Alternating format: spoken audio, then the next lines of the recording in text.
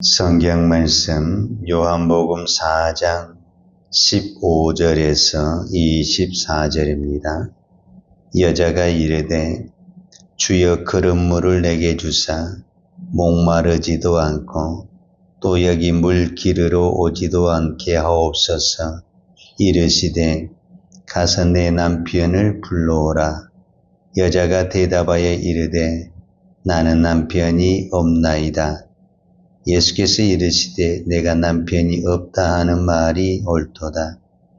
너에게 남편 5이 있었고 지금 있는 자도 내 남편이 아니니 내 말이 참되도다. 여자가 이르되 주여 내가 보니 선지자로소이다. 우리 조상들은 이 산에서 예배하였는데 당신들의 말은 예배할 곳이 예루살렘에 있다 하더이다. 예수께서 이르시되 여자여 내 말을 믿으라. 이 산에서도 말고 예루살렘에서도 말고 너희가 아버지께 예배할 때가 이르리라. 너희는 알지 못하는 것을 예배하고 우리는 아는 것을 예배하노니 이는 구원이 유대인에게서 남이라. 아버지께 참되게 예배하는 자들은 영과 진리로 예배할 때가 오나니 곧 이때라. 아버지께서는 자기에게 이렇게 예배하는 자들을 찾으시느니라. 하나님은 영이시니 예배하는 자가 영과 진리로 예배할지니라. 아멘. 요한복음 4장의 시작은 예수님이 예루살렘에서 갈릴리로 내려가시는데 사마리아를 통과하면서 그 사마리아는 그 지역의 한 우물에서 만난 여인과의 대화 속에서 오늘 저와 여러분에게 아주 귀중한 예배의 말씀을 주고 있습니다. 그러니까 사건은 그냥 평범하게 예루살렘에서 갈릴리로 가다가 그냥 사마리아를 통과하는 것처럼 보이지만 전체적인 이 4장 전체를 보면 예수님은 의도적으로 사마리아에 가셨고 또 사마리아의 우물가에서 여인을 기다리고 있었다라고 볼 수가 있습니다. 이 여인은 사마리아인이고 오늘 성경의 표현처럼 남편이 5명이고 그 다음에 6번째 사람하고 살고 있어요. 여러분 남편이 5명이고 또 6번째하고 사는 인생이 행복했을까요? 얼마나 그의 인생이 기구한 인생이겠습니까? 그래서 누구도 만나고 싶지도 않고 또 보고 싶지도 않는 그 한낮에 자기는 사람들이 아무도 없다고 생각하고 물들어 왔는데 거기서 또 남자를 만나게 되는 거예요. 아마 이 여인은 남자를 더 싫어했던 것 같아요. 자기가 그렇게 싫어했던 그 남자가 더더구나 유대인의 남자가 거기서 있는데 그냥 못 본 척하고 조용히 물을 뜨고 가려고 했는데 말을 거는 거예요. 물을 좀 달라고. 그래서 처음에는 당신은 유대인이면서 왜 사마리아인 사람에게 물을 좀 달라고 하느냐.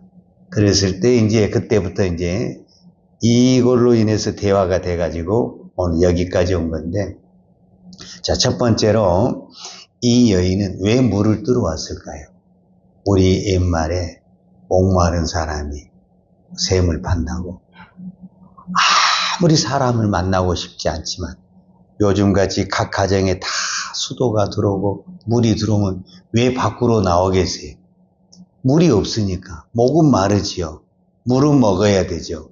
그러니까 어쩔 수 없이 우물가에 나오게 되지요. 이 목마름 때문에 어디를 오게 되냐? 우물가에 물들어 오게 되죠. 그런데 거기서 누구를 만나게 되냐면 예수님을 만나게 됐어요. 그래서 그는 모른 체 하고 그냥 조용히 물만 떠가려고 했는데 예수님이 내 사정을 전부 다 아는 거예요. 그냥 물만 주라 그래서 잠깐 이렇게 하려고 그랬는데 뭐라고 예수님이 물어보게 되냐면은 내 남편을 불러오라 이렇게 이야기를 해버린 거예요. 갑자기 물을 이야기하다가 남편을 이야기하니까 이 여인도 황당하잖아요. 그래서 시침이 딱 되고 저 남편 없어요. 이렇게 할 수 있잖아요. 남편 있다가 하면 또 자처주정을 다 이야기해야 되니까 만사가 귀찮은 사람은 나 몰라요. 나 없어요. 이렇게 답변할 수 있잖아요. 이렇게 이 여인도 나 남편 없어요. 이렇게 이야기를 하는 거예요. 그런데 예수님이 내게 지금 남편이 5이 있었고 지금 있는 남편도 내 남편이 아니다. 내 속사정을 너무너무 잘한 거예요. 이제 여기서 이 여인이 깜짝 놀라게 되죠. 오늘 처음 만났는데 난 한 번도 만난 적이 없고 이야기한 적이 없는데 내 속을 너무너무 잘 아는 거지. 그래서 이 여인이 당신은 선지자. 19절에 보니까 여자가 이르되 주여 내가 보니 선지자로소이다. 이렇게 이야기해요. 뭔가 이 사람은 보는 눈이 있다. 뭐 이런 개념이겠죠. 자, 이 여인은 처음에 물입니다. 물. 목이 말라서 물 들어와서요. 이게 이제 어떤 물에 대한 갈증이죠. 자, 남편이 5이 있었어요. 그럼 무엇에 대한 목마름이고 무엇에 대한 갈증입니까? 우리가 인간적으로 사랑에 대한 어떤 인간에 대한 사람에 대한 갈증. 이 사람하고 살아보면 또 이 사람하고 해보면 행복할까? 좋아질까? 그런데요, 우리가 신앙을 갖고 꼭 기억해야 될 것이 하나가 있는데 이 세상에 어떤 인간도 가까워지면요 냄새가 나고 실망이 돼요. 이게 인간의 한계입니다. 그래서 우리가 맨 처음에 교회를 올 때 대부분 인간이 좋아서 그 사람이 좋아서 따라오거든요. 근데 결국 따라온 그 사람에게 실망을 하게 되고 사람이 다 그렇구나. 그걸 깨닫게 돼요. 그걸 깨달았고 그걸 보여준 이유가 뭐냐? 그래야 주님을 바라보게 되기 때문에 그렇습니다. 이것을 이상하게 생각하지 말고 정상적이다. 그러니까 우리가 교회 안에 보면은요, 사람들이 처음에는 인간과 인간, 사람과 사람끼리 서로 이렇게 대화되고 좋은 것 같지만 결국 사람은 실망하게 되고 사람이 이렇구나. 여기서 한번 이것을 경험해야 주만 바라봐야 되겠다. 이런 생각을 갖게 돼요. 그러니까 사람은 가까우면 가까울수록 허물이 드러나게 돼 있고 허점이 보이게 돼 있고 하나님은 가까우면 가까울수록 더 신비하고 더 오묘한 것을 바라보게 되는 것입니다. 그래서 오늘 이 여인은 이제 이 사람에 대한 어떤 그 실망감, 증오감, 미움 그런 것들이 가득 찼었는데 누구를 이제 만나게 되냐면 주님을 만나게 되고 메시아를 만나게 됩니다. 그러면 이제 우리가 주님을 만나잖아요. 이거를 우리는 인격적 만남이다 이렇게 이야기해요. 그러면 인격적 만남이라는 것을 어떻게 우리가 알 수 있고 설명할 수 있는가? 여러분, 인격적 만남이 이루어지잖아요. 반드시 인격의 변화가 이루어집니다. 그러니까 예수를 믿어도 나는 평생을 예수를 믿는데 내 인격의 변화가 일어나지 않았다. 왔다 갔다 하는 거야. 내 가치관, 내 생각이 깨져야 되고 변하는 것은 뭐냐면은 예수님을 만난 겁니다. 이제 우리가 내일 보겠지만은 이 여인은 물동이를 가지고 우물가에 물을 들어왔어요. 그런데 여기서 예수님을 내 속사정을 다 아는 예수님을 인격적으로 만나게 되죠. 그 순간에 어떻게 변하게 되냐? 그렇게 사람 만나기를 싫어했던 그 여인, 어떤 물에 대해서 목마름이 있었던 그 여인, 지금 그 여인은 목적이 물 들어왔어요. 그런데 물 들어온 그 목적을 물동이를 버려버리고 내가 만난 그 예수를 증거하러 온 동네, 그전에는 그렇게 그런 사람들이 보기도 싫고 만나기도 싫었던 그 사람들을 만나러 다니면서 내가 메시아를 만났다, 내가 그리스도를 만났다, 완전히 삶이 변화되죠. 이런 현상을 무슨 현상이냐? 인격의 만남을 통해서 변화가 일어났다라. 그러니까 내가 예수를 반드시 믿게 되면은 이 만남이 이루어지게 된다. 어느 시점에서 만남이 이루어지게 되는데 그 만남은 반드시 무엇으로 나타나게 돼 있다? 변화로 나타나게 돼 있다. 이제 그 여인에게 예수님이 무슨 이야기를 하냐면 예배. 결론은 예배입니다. 그러니까 우리의 갈증, 우리의 사람에 대한 그리움에 대한 모든 갈증은 인간은 아무리 채워도 채워질 수가 없다. 여러분, 내가 당장 물 한 컵 먹으면 방금은 갈증을 해결할 수 있죠. 그러면 계속 갈증이 안 납니까? 또 나고 또 나고 또 나죠. 모든 환경은 그렇다. 그런데 이 모든 것을 채워줄 수 있는 이것이 뭐냐? 예수님은 이 여인에게 예배를 말씀하고 있습니다. 그랬을 때 이 여인은 그래도 제가 보니까 똑똑해요.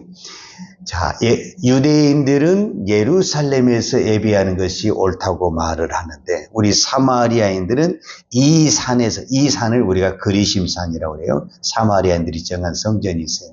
그리심산에서 예배하는 것이 옳다고 합니다. 그러면 이 둘 중에 무엇이 맞습니까? 자, 여기서 예배의 정의를 내려야 되는데 예루살렘 예배를 우리가 흔히 율법적 예배다 이렇게 말을 해요. 그 다음에 이 그리심산에서 드리는 이 예배를 어떤 부분에서는 형식적, 의식적, 열성적인 거예요. 그러니까 엄격히 말하자면은 여기는 오늘 우리로 표현을 하자면은 이제 예수님이 이거를 딱 정의하기를 영과 진리로 했잖아요. 그러니까 이 율법은 무엇을 강조하는 부분이냐면 말씀을 강조하는 부분이고 이쪽에 그리심산 쪽에서는 열심, 어떤 영적인 거, 어떤 우리로 말하자면은 은혜파, 어떤 뭐 그런 쪽을 강조하는 건데 이것도 아니고 장소도 아니고 영과 진리로, 그러니까 이 두 가지가 같이 가야 된다는 것이 영과 진리인데 이 영과 진리를 성령과 말씀으로 오늘 성경에 보니까 23절에 잘 보시면 마지막 절에 이렇게 말해요. 아버지께 참되게 예배하는 자들은, 그러니까 아버지께 참되게 예배하는 자들은 영과 진리로 예배할 때가 오나니 곧 이때라. 아버지께서는 자기에게 이렇게 예배하는 자들을 찾으시느니라. 여기서 찾고 있다라. 지금 유대인들은 다 예루살렘에서 예배를 드리고 있어요. 사마리아인들은 그리심산에서 예배를 드리고 있어요. 그러니까 수많은 사람들이 오늘 또 이 세상에서 각자의 위치에서 예배를 드리고 있어요. 그런데 하나님이 찾으시는 예배는 어디에서 예배를 드리느냐, 어떤 장소에서 예배를 드리느냐, 그것이 아니라 영과 진리로 성령과 말씀으로 예배를 드리는 자들을 찾는다. 여기서 찾는단 말이 무슨 말이냐면 많다라는 것이 아니라 적다라는 거예요. 여러분, 많으면 안 찾아요. 찾는다라는 것은 별로 없다라는 거예요. 수많은 사람들이 예루살렘에서 그리심산에서 자기들 나름대로 예배를 드리고 있지만 정말 하나님이 찾으시는 성령과 말씀으로 드리는 예배는 하나님이 찾기에 많지가 않다. 이 말씀을 하고 있는 거예요. 그러니까 오늘 또 우리가 예배하지 않으니까, 그런데 하나님이 찾으시는 그 예배, 우리의 영과 우리의 말씀으로, 우리로 말하자면 몸과 마음과 뜻을 다하여 우리가 하나님의 영으로 진리로 하나님께 예배를 드리는 것은 하나님이 보시기에 그렇게 많지 않다. 그러나 하나님은 그 예배자를 찾고 계시다. 이렇게 말씀하고 있습니다. 지금도 여전히 주님은 누구를 찾고 있느냐? 예배자를 찾고 있습니다. 왜 예배자를 찾느냐? 예배가 우리가 하나님께 제대로 드리면 우리의 모든 삶과 인생이 변하게 되어 있습니다. 이 세상의 모든 것이 변해도 예배가 하나님께 바른 예배가 안 되면 모든 것이 막히게 되어 있습니다. 근데 예배가 하나님께 바르게 되게 되면 우리의 모든 것이 풀어지게 되어 있고 형통하게 되어 있습니다. 그래서 우리의 신앙은 예배에 초점이 맞춰야 되고 예배의 승부수를 둬야 되고 예배의 모든 것을 걸어야 됩니다. 한마디로 말하자면 예배의 목숨을 걸어야 됩니다. 그러면 우리의 모든 부분이 그 예배를 통해서 풀어지고 해결되고 다 하나님께서 인도하는 그런 역사가 일어날 줄로 믿습니다. 기도하겠습니다. 하나님 아버지 감사합니다. 오늘도 주님은 우리를 예배자로 부르신 줄로 믿습니다. 사마리아 여인에게 결국은 영과 진리로 예배하라고 말씀하신 주님은 오늘 우리에게도 동일하게 하나님의 찾으시는 예배는 내가 원하는 대로 드리는 예배가 아니라 내 기분대로 드려지는 그 예배가 아니라 하나님이 찾으시는 예배는 성령과 말씀으로 드려지는 그 예배를 지금도 여전히 찾고 계신 줄 믿습니다. 오늘 우리의 예배가, 오늘 우리의 삶이 예배가 되게 하시고 성령과 진리로 드리는 거룩한 예배 되게 하여 주옵소서. 예수님의 이름으로 기도하였습니다. 아멘. 요한은 내게 복을 주시고 너를 지키시기를 원하며 요한은 얼굴로 내게 비추사 은혜 베푸시기를 원하며 요한은 얼굴을 내게 영하여 드사 평강 주시기를 원하노라. 이제는 우리 주 예수 그리스도의 은혜와 아버지 하나님의 그 크신 사랑과 성령님의 풍성한 은혜가 오늘 또 오직 성령과 말씀으로 예배하기를 원하는 사랑하는 주의 종들 머리머리 예와 이 나라의 민족과 한국 교회 위에 온 열방의 이 생명의 복음을 증가하는 선교사님들 예와 사랑하는 주의 자녀들 머리 위에 이제부터 영원토록 함께 있을지어다. 아멘.